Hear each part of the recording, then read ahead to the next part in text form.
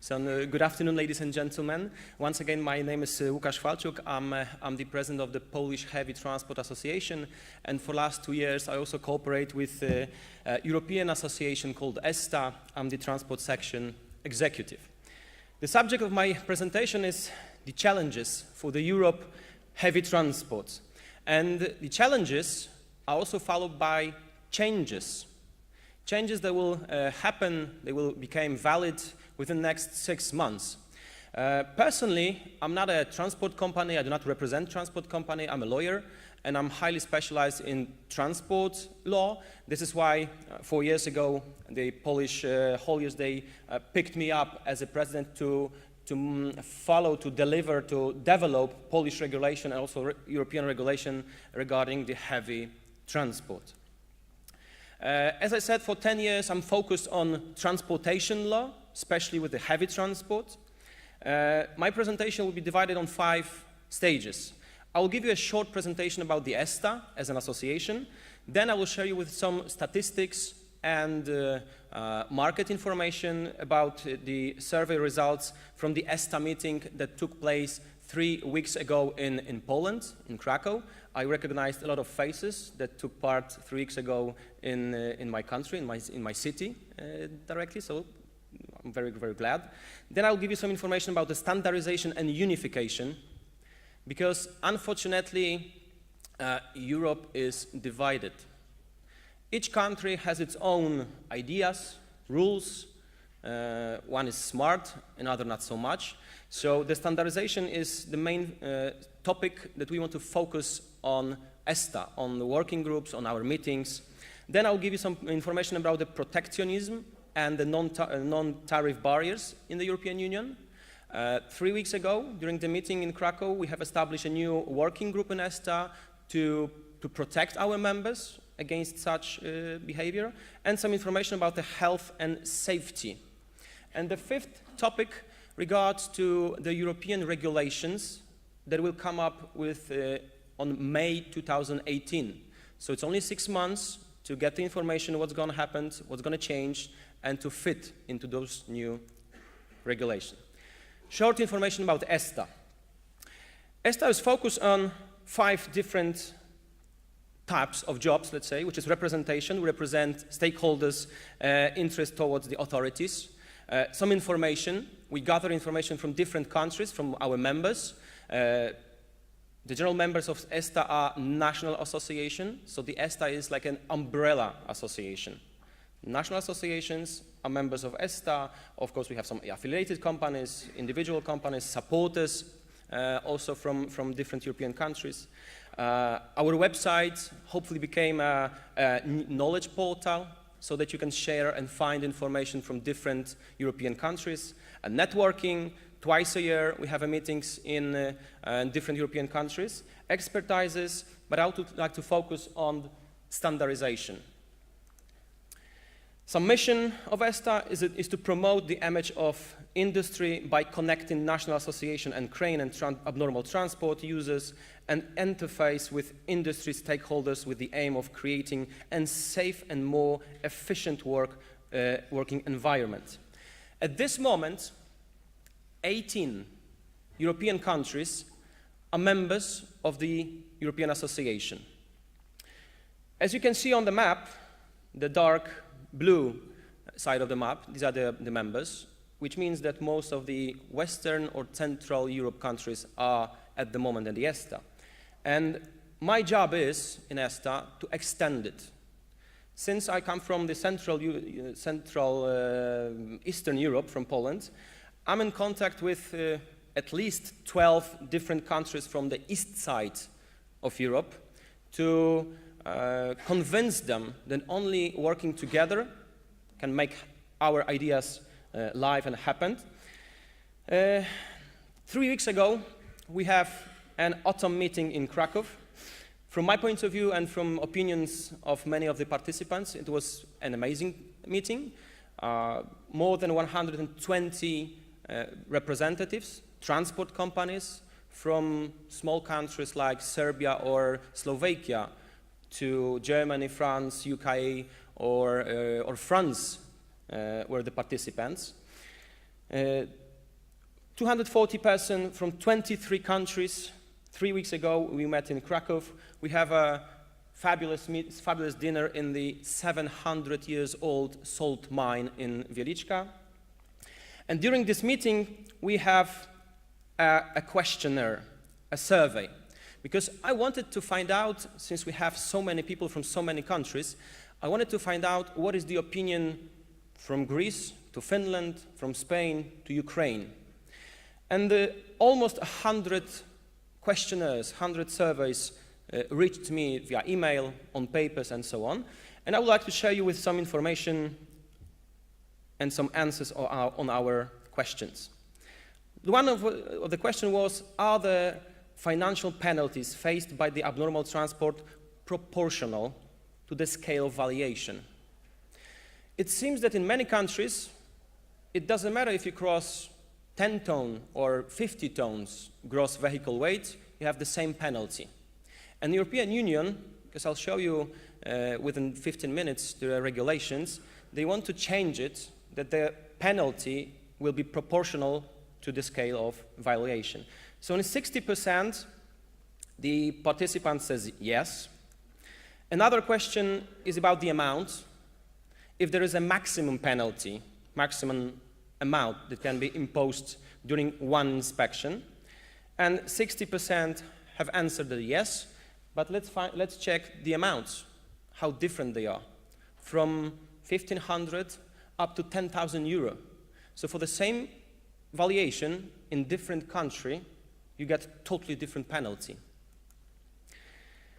According to European law, if the carrier located in one of the EU member states cross the permit dimensions or a gross vehicle weight, they get a ticket, a penalty, but they should not be seized. But when we ask the question to the participants, we find out that in 80%, which is against the European law, police officers, road transport inspectors, they seize the truck as long as the money is not paid in cash, in bank transfer, credit card. It depends on the country. Another question, which is very important to the healthy and safety during the transport, was, is the sender, shipper, forwarder, whatever we call the company, is he obliged to check that the carrier has the appropriate permit for the abnormal transport? 70% said yes, which means that in most European countries, the sender, cargo owner, have to check if the carrier actually has the original permit. When it comes to escort service, we ask two questions. First, regards the police. Is the police escort necessary in your country? And you can see the answer. 60% says no. So in most European countries, private escort companies, they take care of piloting, escorting heavy transport. But also we have another question, more practical question. Do you find the police escort service helpful? Is it practical in escorting? And as you can see, 50-50. Some of the transport company finds police officers, police car during the transport helpful, another 50 not. But I would like to share you with my personnel from Poland some experience. Up to 2012, the police took place during the heavy transport. And our members were complaining that the police is too slow, they don't know how to do the job, sometimes they don't follow, they are not on time. So in 2012, we changed it, we changed the law. Since 2012, police is no longer required during the transport, heavy transport in Poland. But after 5 years, our members kind of changed their mind, because we have the saying, the blue lights on the police car are much more powerful than 4 private escort cars. So on behalf of the Polish experience, I would say we have stopped. We don't use police anymore, but probably the blue light works. So it's not a solution at this stage. I just want to share you with the opinion from the market. Some information about creating unified European escort car standards. Most of the participants says yes, we need European standards. We ask also about practical things like the electronic signboards. In some countries, like Germany, that's German escort cars, you can see the electronic signboards. It has to be on the car. So we asked participants if they would like to spread it on different European countries. We asked this question because, I'll go back, because the Anlage in German, the signboard, costs money, a couple of thousand of euro. So the question was if the escort companies would like to spend money on such products. So 75% of the participants says yes, money is not the issue, safety is the main topic, is the main point we should follow. Some questions about administration. European Union gathers 28 countries. We are connected, but also kind of individuals.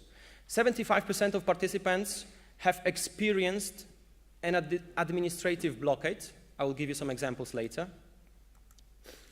And now some information about standardization and unification. What I'm going to show you, it's not a final project, it's just a proposition. 3 weeks ago, during the ESTA autumn meeting in Krakow, ESTA established or created a new working group focused on providing to the officials agreed by the European stakeholders unified rules and standards in abnormal transport. We're going to follow the European regulations number 2007/46/EC that refers to the United Nations regulation ECE R48. I don't want to make you sleepy with those information, but let's check how it looks now. These are the professionals. Let's say you have a cargo that you need to transport from Rotterdam to southern part of Poland. You have 200 or 300 kilometers in Netherlands, 500 kilometers in Germany, and another 300 or 400 in Poland. And suddenly, the Dutch escort card looks different than the German ones. And when you cross Odra River, you have to switch to the Polish regulations. So you have one truck, one abnormal good, and at least 4 or 3 in this example, 3 different cars.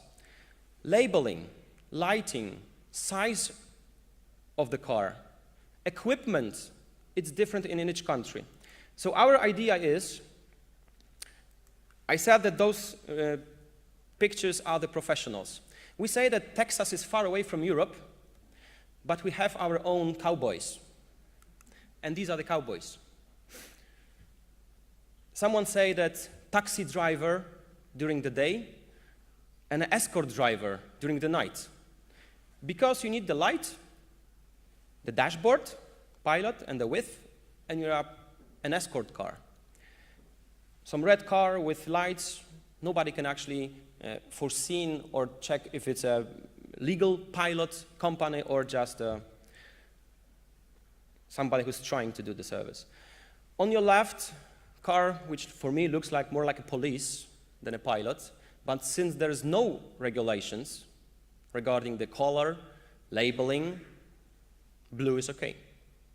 So the idea is to unify.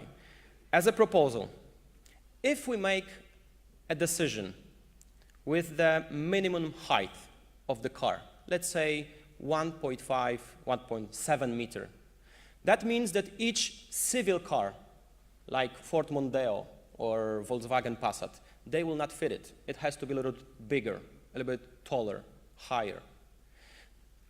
Labeling, lights, labels on the hood, on the rear of the car, equipment, that's the requirements that should be unified across the Europe. Few words about the protectionism and non-tariff barriers in the European Union. As I said previously, unfortunately, transport market in general, not only abnormal but also the standard trucks, are facing many difficulties. Human resources, social aspects, and so on. But when it comes to the heavy transport, there are three main groups that bothers each hauliers from each countries. When it comes to the long-term permits, they are not available for foreigners. We had an example from Spain 2 years ago. In 2015, Spain have implemented new rules that the long-term permit will be available only for local companies. So as a French, Dutch, or German company, if you need, because you had a long-term contract for a year, for example, and you wanted to get long-term permits, you couldn't get it. You have to cooperate with national hauliers. The good thing is that the ESTA was cooperating with TLN, the Dutch association, with IRU, and finally, a couple of months ago, Spain changed their mind, changed the regulations. So that shows that if we work together, it's just a matter of time that something's gonna change. Another issue, it's drivers' language skills requirements. I said that there is 28 countries, but we have even more languages. I'm not sure, but what I was told that in Netherlands, you have 2 or 3 official languages, some national languages.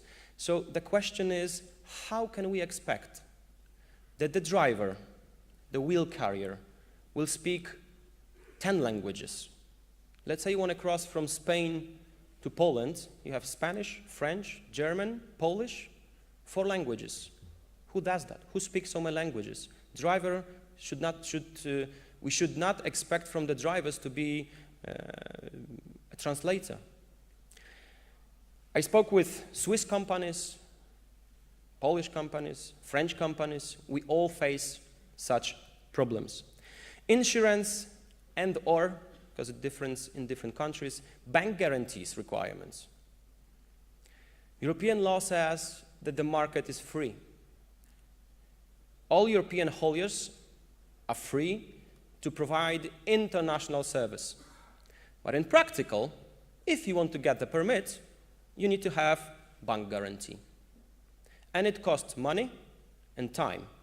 If you don't have time, even the money is going to help you. So these are the 3 main issues that we are facing in Europe in general. And now some information about health and safety. And I'll show you some two regulations that will come up within 6 months in Europe. As I said, May 2018 will be very, very important. The first one is the Commission Regulation 403/2016. As you can see, last year, the European Commission established practical full regulations as a supplementing regulations for regulations from 2009, which means that it took 7 years for the European authorities from the beginning to the practical information, to the full list of requirements from driver's working time, rest periods, heavy rules, to make it happen. Why it's so important? Because those regulations may lead to the loss of good repute. If your company, as a transport company, will make a lot, I'll give you some details in a minute, will make a lot of infringements, will cross the limits, you maybe check if your good repute is still within your company, and if you lose your good repute, it means that you got your license, transport license. When you lose a license, your company is closed. So it's a very important regulation in all European countries. Information. Information is power. Within the next 6 months, each European country has to establish a European Register of Road Transport Undertaking. What is it? It's a list. It's a website. Then you can check the company. Let's say you go on a erru.pl, de, whatever. You put the name of the company, enter, and you got the name, address, how many units they have, who is the transport manager, name and the surname, so you got the information. And some information will be public, which means everybody can check it. Other information will be accessible only for the authorities. And it's a very important thing because there are a couple of annexes to this regulation, and I would like to focus on only those three information. Heavy transport use the N3 vehicles, which means more than 12 tons. And let's find out what happened if you cross total weight, length, or width. There's also a problem with translations, because what does permissible mean? Is it permissible from the standard 40 tons, or permissible because I have a permit for 70 tons? And for heavy transport is a crucial issue because, and I'll give you an example. You have applied for a permit of 70 tons, 70, and you get it. You have the permit, everything is correct. You load the goods, and for some circumstances, it doesn't matter why, you're not 70, you're 71, which means that you exceed the total weight indicated on the permit. If you're going to be checked on the road, they're going to find out that you are heavier than the permit is. In my country, it means that you don't have a permit at all.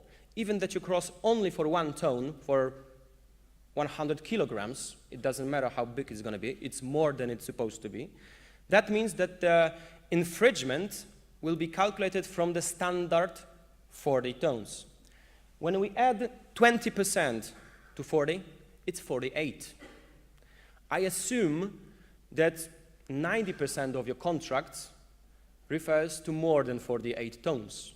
So, for the heavy transport, those numbers, those limits, might be crucial.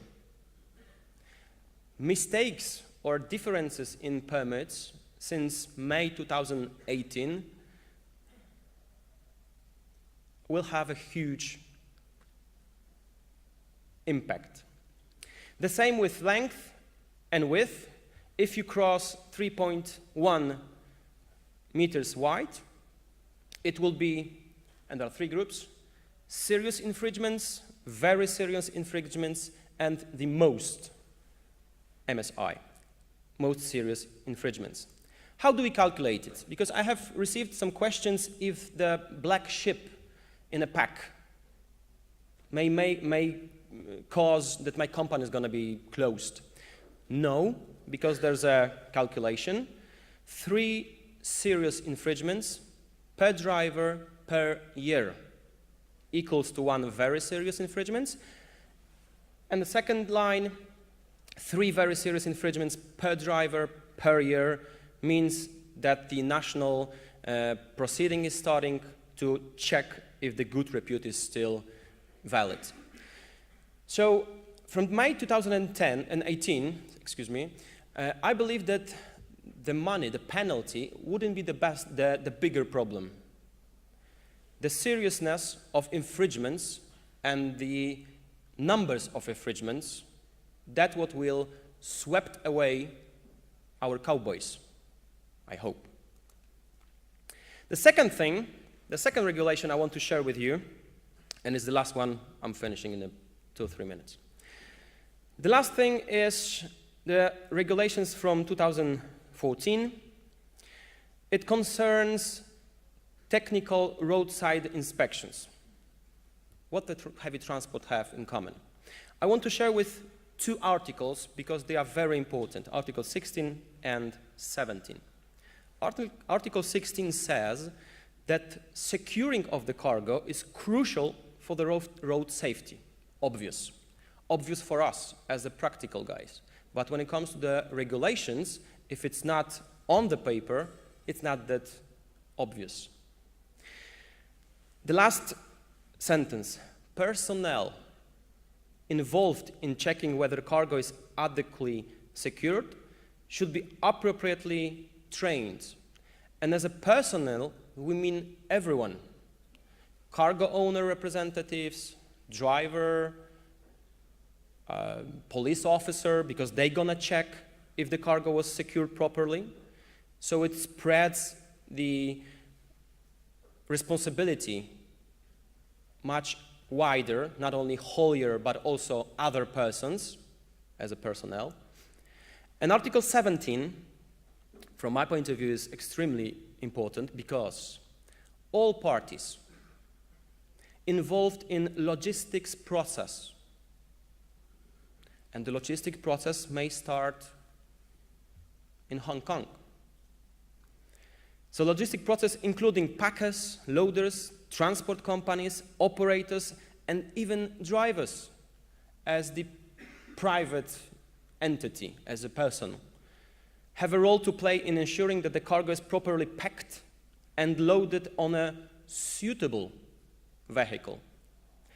It's a general rule, but it says that the national authorities have to implement it in appropriate way to spread the responsibility.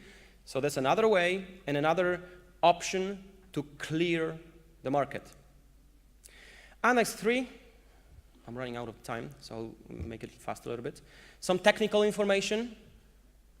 As a break. This presentation is free of charge. I will send it to you. If you give me your business cards with an email, I will send it to you within 1 hour. So if you are interested, just let me know, give me your email address. Some technical information regarding the axle loads, regarding what's going to be checked, like sideboards, endboards, lashing points. These are the technical requirements of the trailers, so manufacturers, if you are there, that's going to concern you as well. Types of securing the cargo, some EN standards enumerated on the list. So as you can see, from May 2018, a lot of things are going to be changed. I would say in good meaning, because the level is going to go up. Hopefully that's going to change our reality. Do you have any questions?